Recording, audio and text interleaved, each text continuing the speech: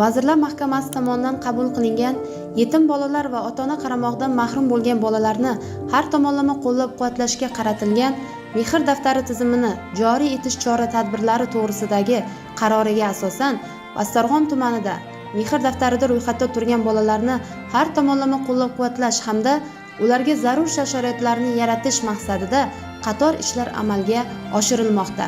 Jumladan, bugun tuman hokimligida bolajonlarni moddiy va ma'naviy qo'llab-quvvatlash, ijtimoiy-iqtisodiy ahvoli hamda sharoitlarini yaxshilashga ko'maklashish maqsadida ularning talabidan kelib chiqib kompyuter jamlanmalari, qishki kiyim-kechaklar, cholg'u asboblari kabi moddiy mahsulotlar berildi.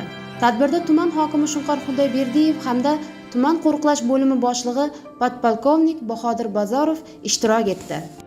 Ana prezidentimiz yangi yil oldidan sizlarga o'zini bir arzimas sovg'asini, ya'ni sizlarni xohish irodalaringdan kelib chiqib, mana shu narsani bir sizlarning bir yuraklaringga bir malham bo'lsin, ko'ngillaringni bir ko'tarishga ozgina bir tayanch bo'lsin deb mana shu narsalarni mana yuboribdi. Mana shunday bir mehribon prezidentlaring bor. Hamma o'ylaysizki, sizlarning orqalaringda davlat rahbari, ya'ni prezidentimiz turibdi. Bizlar mana shunga ko'makchi bo'lib, mana shunda turgan hammamiz sizlarga ko'makchi. Hammalaringizni kirib kelayotgan 2023-yil bilan tabriklayman.